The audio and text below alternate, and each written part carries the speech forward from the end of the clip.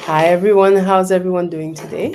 Um, I don't know if you can see me, but if you can, please say hi. My name is Efwa for everybody who does not know me. And I just wanted to make sure everybody's doing all right, make sure that everyone's day has started off well. Great, thank you. Okay. Hi, Joma. Hi, Crystal. Hi, Andrea, and Kenneth, and Derry, and Rose. Thank you so much for joining me. So, the topic today is advocacy through storytelling and inspiring action and change. This is the topic I'm very, very, very excited to talk to you all about today because it is one of my absolute favorite topics.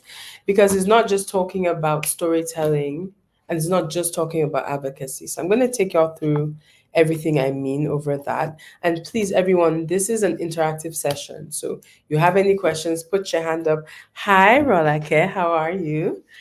Put your hand up or just feel free to reach out, and I'm more than happy to answer. Danny, thank you so much. Please, could you go to the next slide? Okay, so a little bit about me. My name is Efua, like I said before, and I am your cruise director for today. Um, so a little bit about what I do is contained in all those lovely circles that you see there. And basically, I'm a storyteller in a bunch of different ways. I focus a lot of my work on equity and I want to say advancing social impact in different stratas and streams. I also do a lot in the research space. I host events and I moderate panels. And I basically curate discussions and experiences about how we can use our lived experiences to maximize and advance our either our contributions to society or our abilities as people. So I'm really, really big on advancing us from a cultural perspective. Danny, next slide, please. Thank you. So storytelling for advocacy. Sorry, one second. How do we make it bigger? Storytelling for advocacy. So the first thing I want to do, one second, peeps. We're just gonna. Thanks. Okay, so please, this is real life. So if you're like me, you're a flawed individual who does not know how to use tech, please make that part of your story and ask people for help if you need it. Because I will always be that person. You know what I mean? If you've ever seen me in real life, if I don't ask you for help, I don't know. I don't know. Okay, so in storytelling for advocacy, I mentioned there were three different things. So, first of all, does anyone here have any idea what I mean by storytelling for advocacy? If you have any comments that you want to give around that, please let me know. I think you can put your hand up. If not, let me go ahead and explain what I mean. So, advocacy is about sharing stories that ignite. So, um, it really is to just find ways to engender or push through change, right? And it amplifies voices and empowers action toward a better future. So what I've done there is, if you look, there are people with their hands, right? They're extending their hands, and the hands have hearts on them because they believe and they have so much love for whatever it is, and they want to engender this change. Storytelling is where you take that endeavor and those wishes and you create something around it. So I'll give you an example of what I mean. If anybody here is Nigerian or African or Black and you remember Tales by Moonlight, which is this, I mentioned that because Tales by Moonlight was this. First of all, does everyone know what that is? Okay, if you don't, let me explain that. So, Tales by Moonlight was this program that showed this like woman, and she'd have a whole bunch of people around her, usually younger, and she would just tell them stories. And for everybody that knows, the traditional way of African stories and Black stories being passed down is actually via audio. We are oral storytellers, and that's our tradition. Exactly. Hi, Isioma. First of all, special shout out to Isioma. I'll leave it there for now, but happy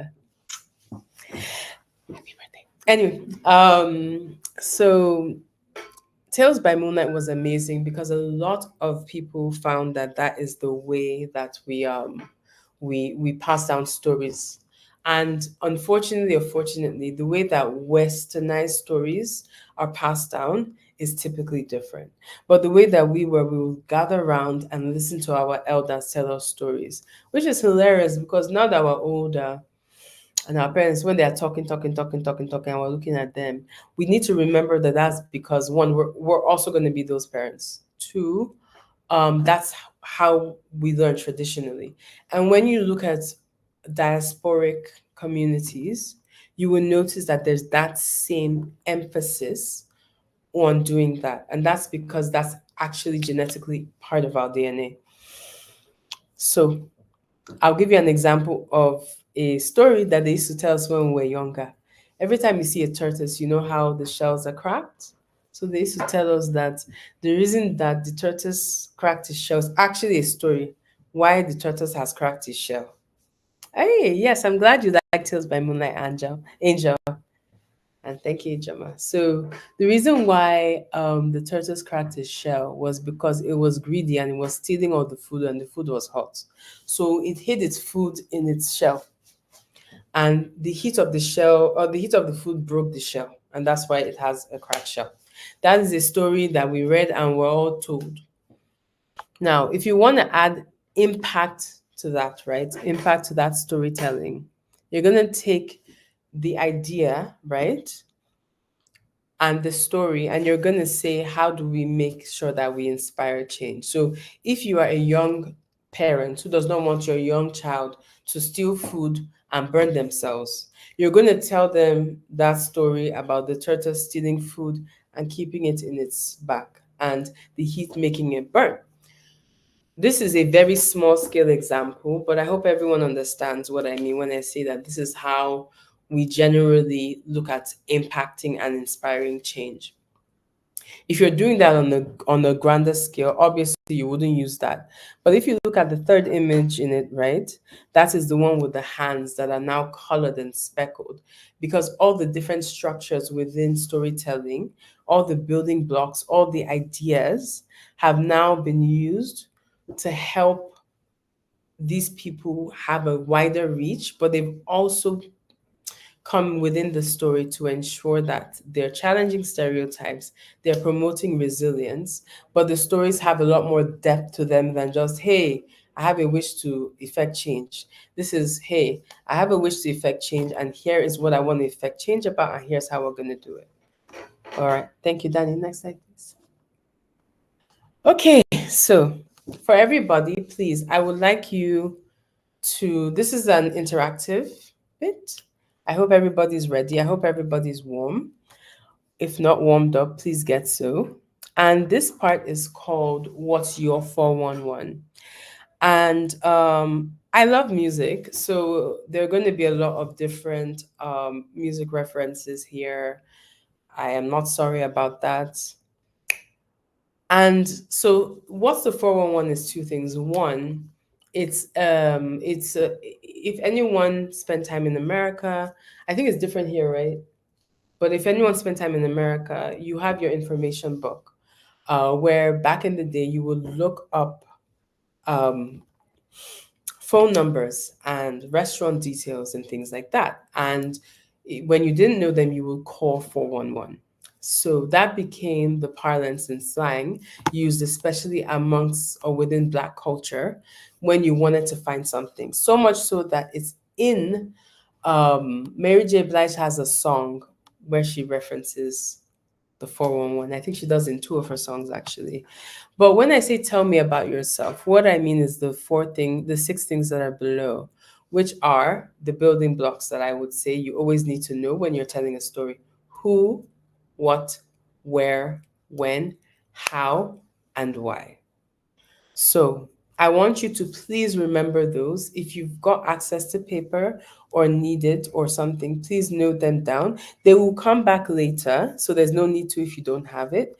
But I just want you to remember those for now. Then I'm going to take you through my story and a couple of other ones, and then We will see. And then also, one other thing I'm going to do, time permitting, is I see there are a couple of people who have some questions, and I'd love to maybe pick one or two of the questions to see how we can do some version of a workshop. Okay?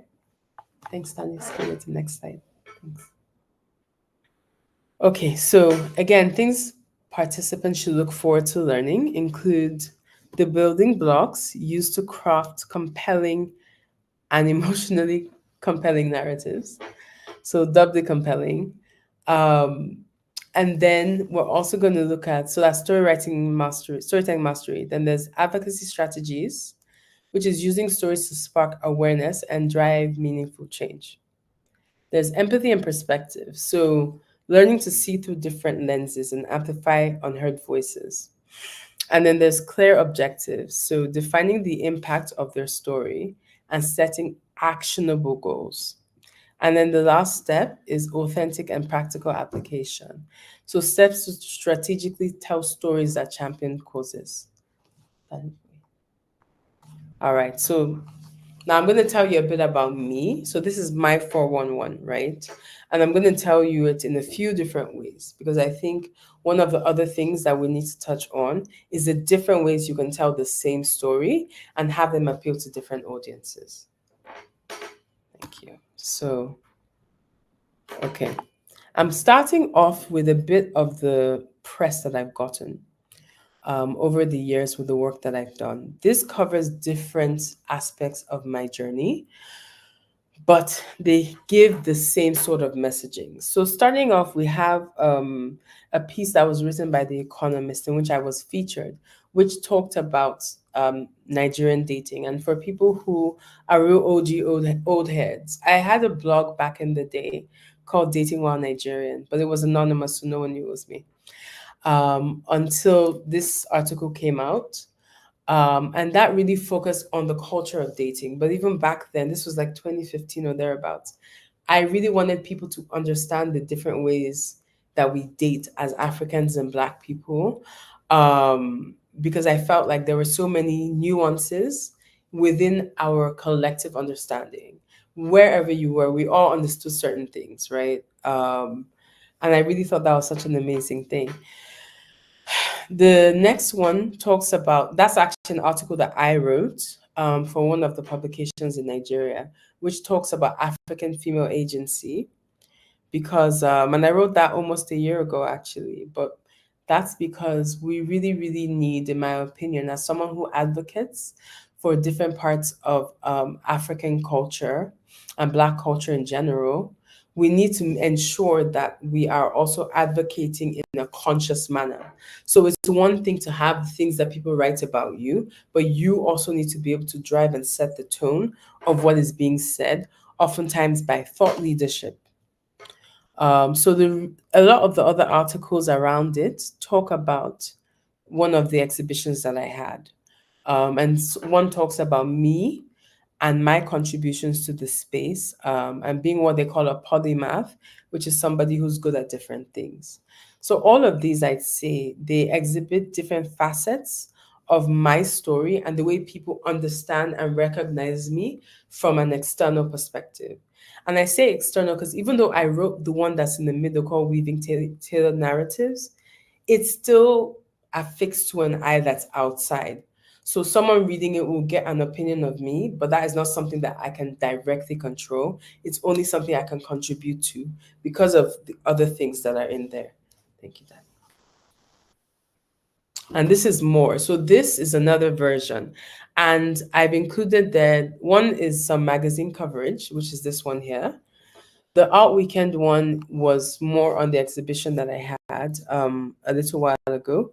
And the third one on the bottom left is actually about feminist practices and knowledge. And that's there because, again, one of the things that I think is really important is to make sure that you're building relationships with organizations who are interested in advocacy in different ways and working with their platforms to advocate for a wider goal. So they actually approached me. This was a podcast that they have called House of African Feminisms. And they approached me to be interviewed about the project that you see covered in the press there. And to touch on that a bit, if you notice, there's several images which have pictures of me, and what those really are about is the ways that I was choosing to embody and cover Black and African stories of women who lived within Africa and in the diaspora, and showcase their contributions to their communities. Because the topic of African female agency for me touches on how you do that from your own organic perspective, not from an outside perspective. Okay. First of all, I'm just going to stop here and check in with everyone. Is everyone okay? How are people doing? Do you have any things you want to talk about or hear more about? I will just show you this slide. I'm not going to talk about it. We'll come back to it later. I just wanted to show you, just remember it in terms of music and different other aspects. If you notice, almost every picture has somebody listening or has a perspective where someone is being listened to. Okay. This one is here because I want to show you what it looks like when I say, okay, this is what I do from a visual perspective, right? So you can see there are people who are engaging with the type of work I do in different ways, whether you can see that it's me speaking, or you can see that it's me, sitting in front of textiles, or it's me. The one in the middle there is a podcast that I put together for a client. So the reason why all of those are there is because every single one of the projects there was an advocacy based project where I was using storytelling to maximize or to augment a particular part of a particular cause that I felt needed amplification. You can just skip this one. Okay, so now this slide I was actually really excited to show you, and this is why I said we'll go back to the others. So this one is called story presentation. If you remember at the beginning, I showed everybody the bit on the right. Both of these talk about me and they have the exact same text, right? In fact, the one on the left has more. But do you understand why perhaps the one on the right might be more interesting? And the truth is, either one has why it's good, but in my opinion, for me at least, and for the personality I have, the one on the right, which is the one with the circles, is a bit more interesting than the one on the left. So the point here is to also bear in mind when you are creating something that you want to use to advocate for storytelling, your audience is key. The style that you pick is oftentimes based on the people who your audience are. Okay, so this one talks a bit more about some work I've done in terms of thought leadership and this is about thought leadership and research. So in the slide before, which we're not going to go back to, I talked a bit about some of the different things I do. I do research, I host, etc. But this particular slide showcases some of the ways I've done that. I've had a column, I've had a podcast. I've spoken and presented my research at different university on behalf of different universities. I even have one coming up that's a research paper I'm working on. So these are different ways that you can also enact advocacy, right? Because here you have where you can speak at festivals, you can moderate panels, you can do things that place you in front of people whose ideas are key in that space, or you can write and start your own thing. I had a blog, like I mentioned, then I had a podcast, then I also had a column with a couple of newspapers. So the one on the lower right is a column I had. An Africa World Heritage Day, which should be coming up again soon, I believe, was really me speaking on what I spoke about before, which is this idea of how we preserve African stories for Africans and Black stories for Black people. Thank you. Okay, so if you have paper and pen, this is where it would be good to bring it out. This is also where, if you remember when I asked you what's your 411, this is where these two things come together. So you may notice that there is a rotary phone in the upper right corner. That's because that's what you would used to call in the olden days. So the first thing you need to do um, when you are putting together your points for storytelling logic is set the scene and define the issue. Is there anyone that has any idea of what that means or what that looks like? Or who would like to weigh in on what that is? If you are, please raise your hand or please chat it in the box and I'll be able to respond. If not, I will keep going, and then if you say it, I will come back to it. Okay. So the second bit I'd say is describe the problem and its impact. So the first, like I said, you've set the scene and you've defined the issue. So again, we'll workshop this with somebody. I think that'd be a lot of fun, but I'm just going to run through them for now. The third thing is to highlight key turning points in the story. And the fourth is to present a solution and way forward. And the last, so CTA stands for call to action. And that is when you basically ask for what you want. So if you think about it another way, my dad would always say that math is really just a question in English, right? So, okay, Shola Abiola says giving a visual of the scene. Fantastic. Exactly. So, um, exactly. So setting the scene, yes, that's what it does, is you have to see how you're going to give the visual and help people understand. In fact, I actually love the way you've said that, Shola. Does anyone not understand? Let me delve into why I'm saying I love what Shola has just said.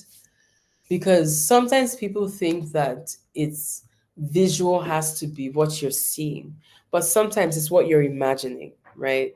So I write erotica novels, for example. I gave a reading once and I remember keeping quiet and the whole room was just dusty throats swallowing because everybody was just like, what did I just hear? And it's not because it was R-rated or whatever. It's because sometimes when you paint a picture, right, you're drenching it in different senses. And that is what the person is responding to, right? So you need to be aware of what people are or how you're painting this visual for people. Sometimes it is what you see, but it's the same way sometimes you read a book or you watch a movie or something and you're like, "Ugh, why wouldn't they get on? They've been showing us the scene for 2 minutes." It's the same, it's a similar thing. So you also have to know how brief you need the scene to be, but also how long you need it to be. So that's that one. Thank you.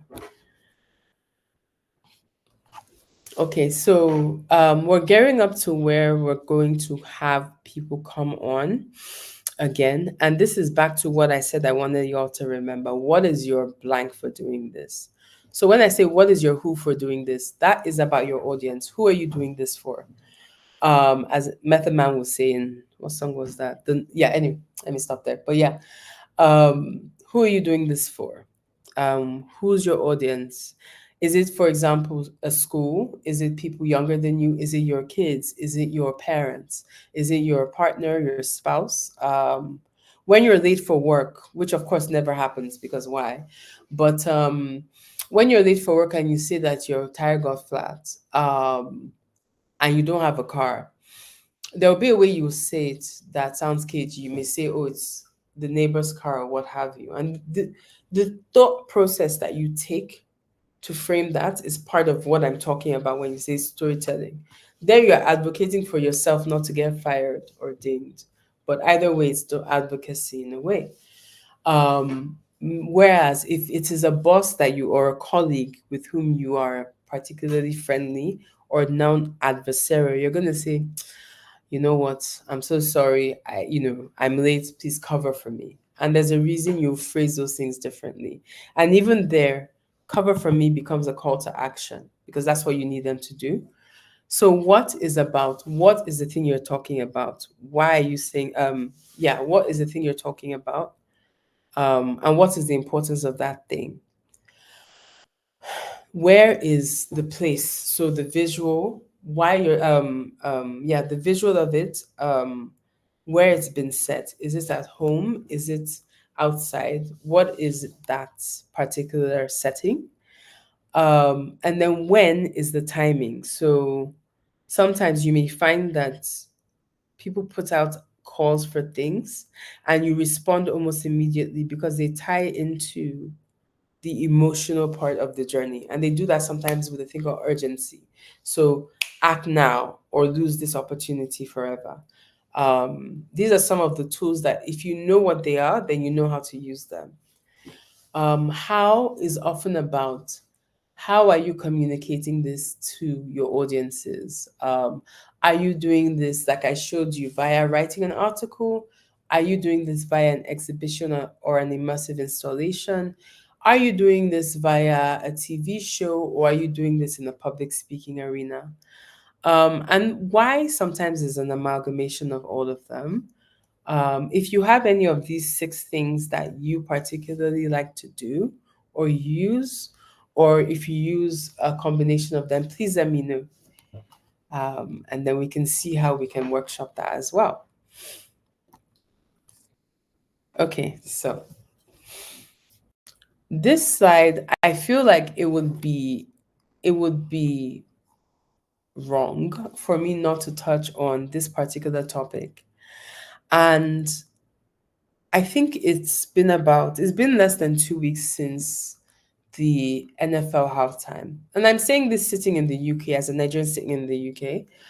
I have no skin in the game of the NFL, right? I have no skin in Kendrick Lamar's anything. But I want to talk about the importance of this particular moment in popular culture, particularly from the point of view of the US and how it extends in a way to Black culture in general. So there are two things. The first being Kendrick Lamar made a statement where he said 40 acres and a mule. This is bigger than the music. And I mean, I'm fairly well versed with American culture, so this was easy for me to understand.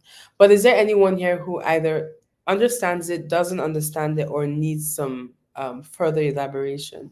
If so, please state so in the comments so that I can give that. If not, I'll do it anyway, but I just won't be as elaborate. Um, but in any case, fundamentally, that story is really about how, okay, you don't understand it. So basically, if I recall correctly, and I know there is, Angel, please, if at any point you have any feedback or insight further you want to give, please let me know. Okay, Sarah, I will.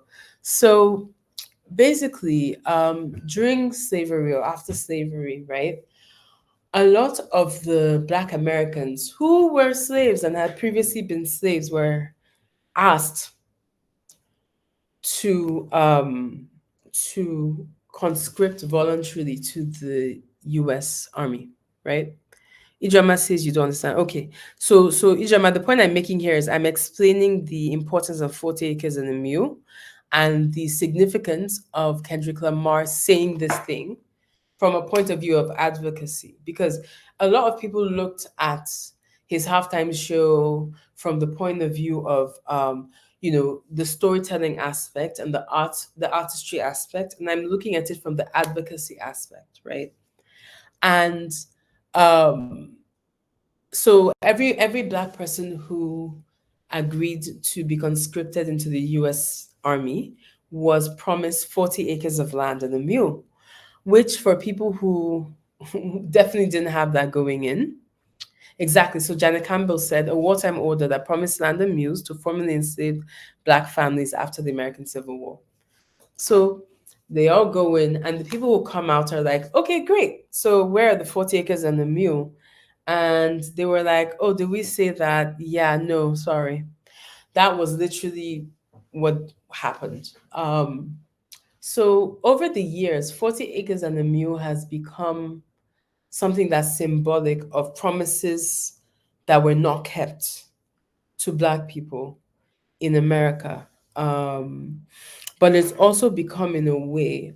So anyway, Kendrick Lamar saying that was particularly significant. I know there are other interpretations and additions. I know that Spike Jones had something to say about that as well, because he felt it was related to some of the work that he's done. And there are many different things around that. But that one I wanted to bring up. More importantly, if you notice, there's a graph there, and this was taken off of social media. So this talks about how a whole bunch of people also didn't know what 40 acres and a mule meant. And America in particular has been quite adamant about not teaching its own history to its people. So you have so many of Black books, so many books that teach about slavery and Black history being pulled down from shelves. I see this as well in Nigeria, right? Um, where in many Nigerian schools, you don't really learn Nigerian history, right? It's not part of the curriculum, which I don't know if that will ever stop being mind blowing, right? But imagine sitting in a country and they don't allow you to know your history, but they're telling you about, Big Auntie Camilla. And it's one of those things where it's like, I want to know my own history taught to me by my own people. So really and truly, that I think that was such a pivotal moment. There were other ones as well, but the only other one I'm going to speak about is Serena Williams from two aspects. So first of all, I'm a massive tennis head. I love Serena Williams. If anybody else does, please raise your hand. I actually saw her when she came to Nigeria. I took the day off of work in 2014 to go and watch her play against her sister. It was amazing. Anyway, I also love Serena because I feel that career-wise, she's done things that are just unprecedented. Unfortunately, her recognition has not matched her contributions. And one of the major things that they have done is censure her for her expressions of Black joy. So there are a couple of things. When I saw this, I thought it was breathtaking because one, Serena Williams had an incident when, after having her daughter, I don't know, does anybody remember it? But in case you don't, after having her daughter, Serena Williams wore a cat suit because it's amazing she was even playing so soon after having a child. But DVTs are complications that you have from giving birth, which are it's deep vein thrombosis, which usually you can get or people get clots, and those clots can cause emboli, which are not good. Let me just put it that way, but they can lead to death. And oftentimes people have to wear compression garments so that any clots don't travel, right? So it's amazing enough that she's playing and she wears this it was a cat suit, which is basically just like, very tight workout gear. And right after she played, they banned cat suits. They were like, going forward, no one's ever allowed to wear them. Thank you so much. And that was just wild, right? But also, um, I think what she did after that was she then decided to wear a tutu because she said, you know what, if you're going to control what I wear and say I must wear a very short, frilly skirt, no problem. So she wore a tutu to play. And of course, they didn't like that, but she was fine. The second thing was, so I forget which one it was, but she won and she was celebrating. She celebrated by doing a crip walk, which for her, where she's from, is something that she does. And they censured her like that. And the thing is, right, when I saw Serena wearing a tennis outfit, because she could have worn anything, right? But she wore a tennis outfit because she is Serena Williams, right? One of the greatest tennis players of all time. And despite all the different ways that they've censured her, not censured her male counterparts, she's still Serena Williams. But so for me, her wearing a tennis outfit and crip walking, something that she was censured for when she was a player, And also because of the fact that they questioned her outfits, even though she was very clear that it had to do with Black health, was quite significant. To touch on that again, so if there are any doctors in the house, please feel free to weigh in. But it's my understanding that pretty much worldwide, Black maternity health is one of the most appalling statistics in the world. Almost everybody I know knows somebody that has died from complications of, oh, she told them she was in pain, but they didn't listen.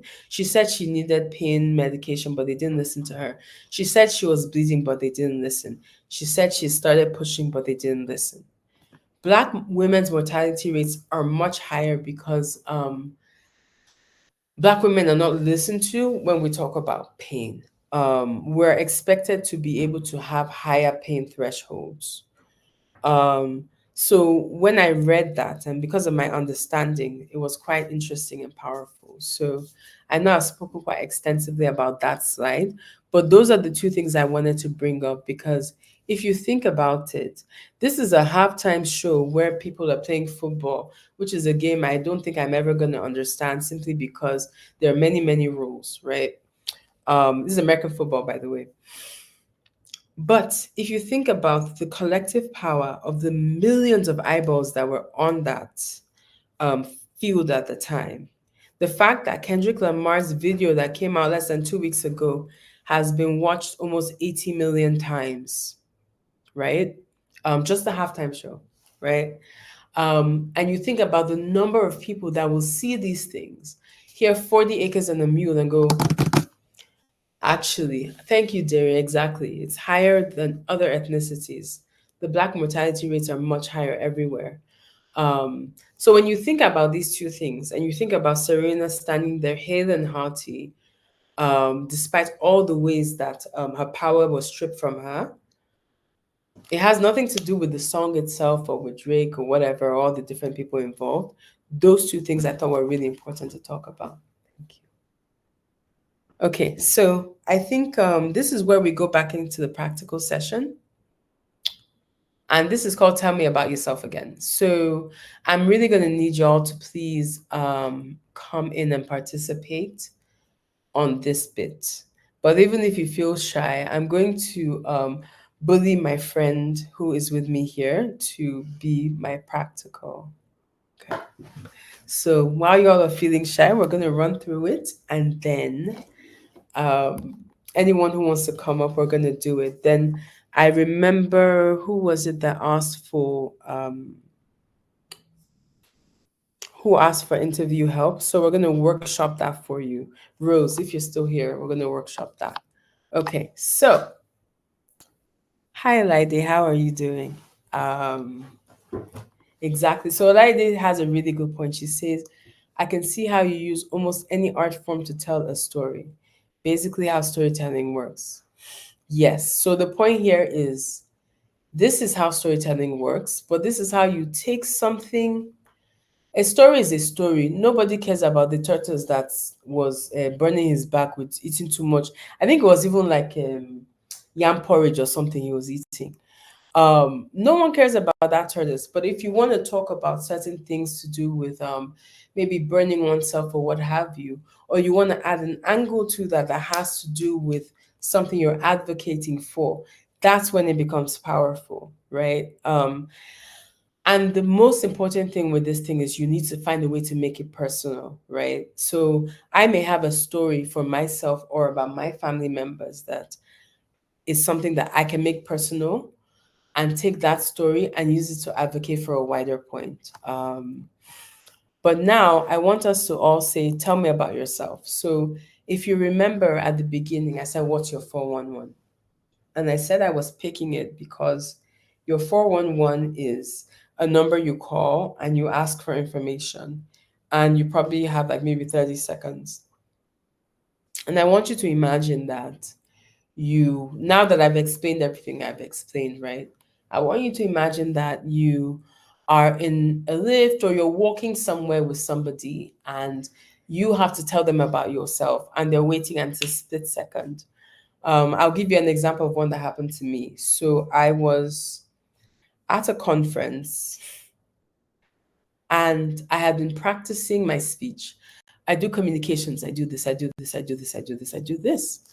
And one of the women in there she's a massive deal. She exports goods to about 40 countries or something. She has a massive, massive brand. There's no show she's not been on. And she asked me what I do. And you know what I told her? I'm a sex researcher. And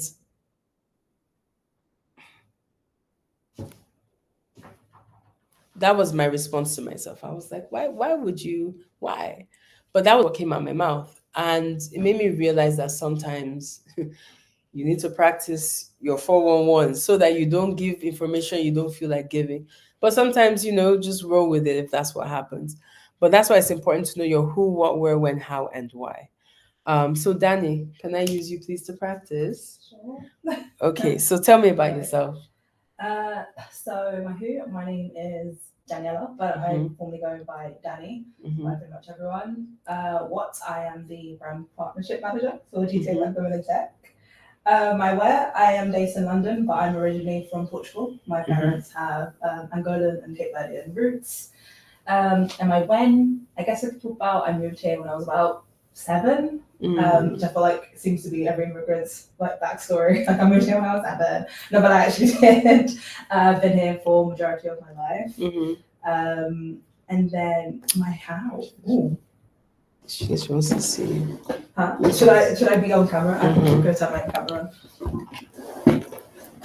Hi, Brenna. I've secretly been in the back. The how and the why.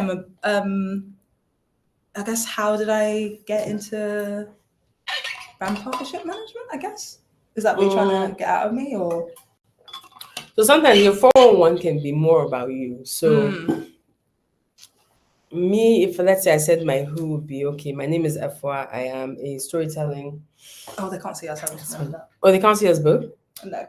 Oh. How about that? Oh. You have to move this back a little bit. No worries.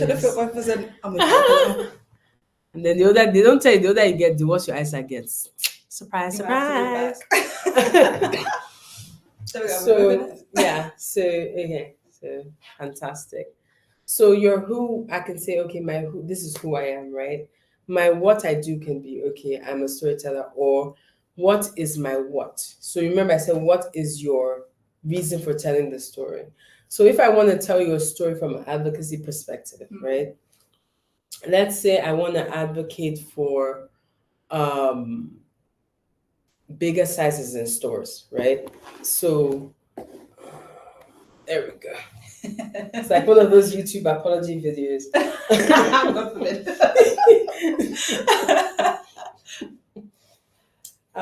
So my what would be me saying, okay, I want to advocate for bigger clothes in stores, bigger sizes. And then I would say that my where would be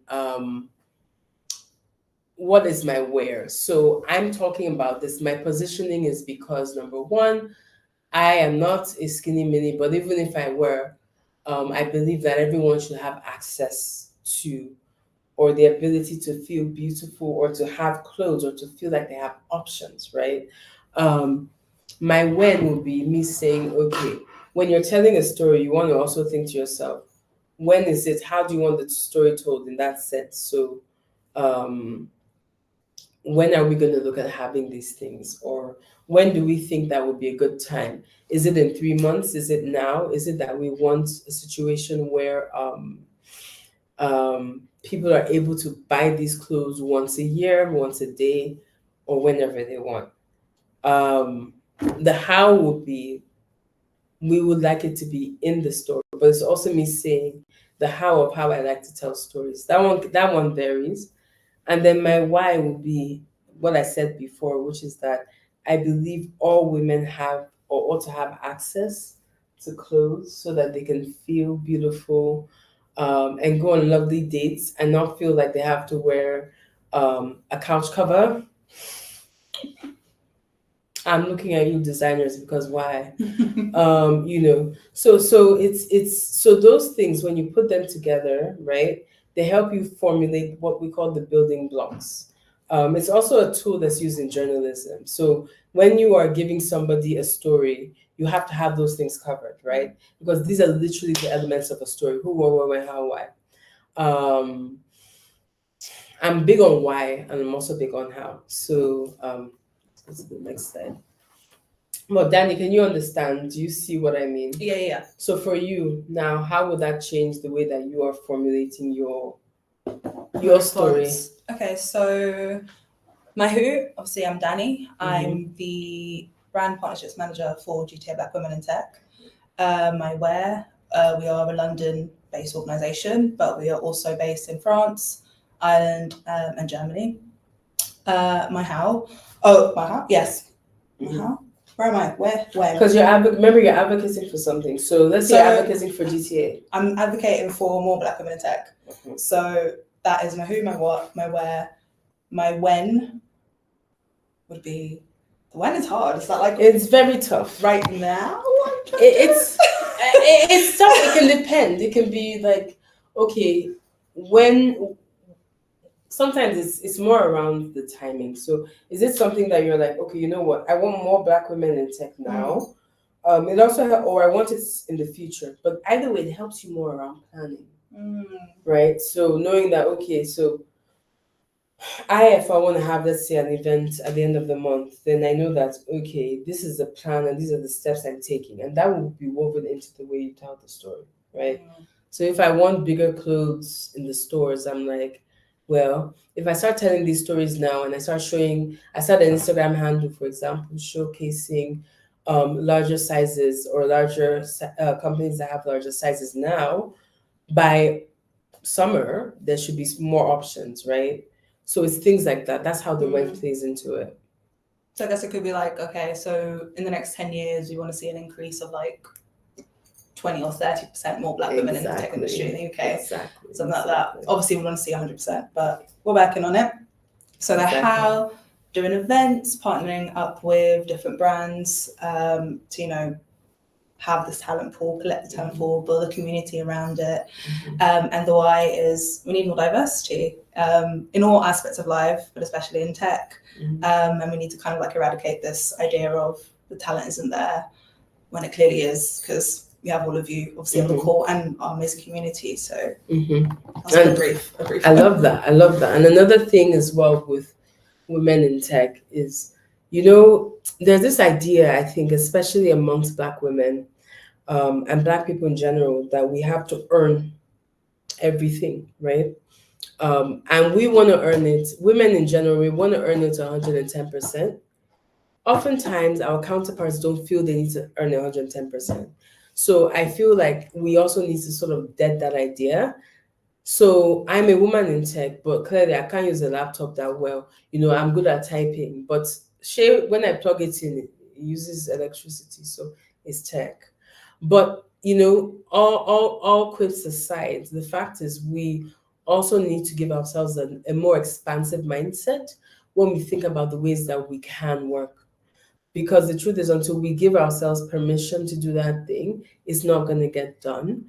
And the worst thing in the world, it's not the worst thing, but one thing that was going to grind a bunch of people's gears is when you watch other people living versions of your dreams because they put their hands up to ask, right? So even if you start with your story of your 411 and it's not exactly how you like it, be fine-tuning that, John. Somebody will listen. The same way I didn't even tell you the outcome of when I told that woman I was a sex researcher. Somebody said, come, let's do events. So, I guess it was the right thing to say. But it helps you understand the ways that you can also work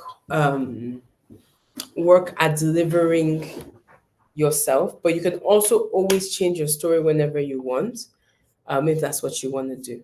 Okay. Slide, please. So just to recap, because we're almost at time, is 3 pillars of advocacy storytelling. This is another way of seeing it that's just really short. Yeah. Next one, thank you. Is identify an issue or identify your story. Think about a problem in your community that you care about. It's just an exercise for anyone who's feeling shy and wants to go through this on their own or what have you. Think about a problem in your community you care about. So, for example, lack of mental health resources in schools. Yeah. And think about that. Okay, next slide, please. Thank you. So then craft your story. So include these elements. What is the problem, right? What is the problem with there being a lack of mental health resources in schools, right? I'm sure you can articulate that problem, right? But whatever the thing is, figure out what the problem is. And then your experience. How does it affect you or other people? And then the third thing you ask is the solution. What can we do about it? Thanks. And then the third is to share your story. So there are different platforms. If you look at the two examples I gave you about Brother Kendrick and Sister Serena, right?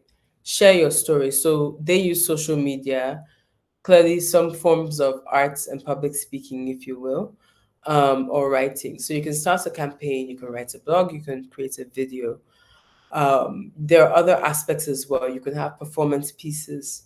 But either way, it's usually under one of these three broad strokes. So what that allows you to do is just sometimes look at it from a simplistic point of view. Yeah. So I think, is that the last thing? But yeah, so thank you so much for everybody who was able to join. And I really, really, really appreciate your joining me for this. And yes, thank you. Have a great time.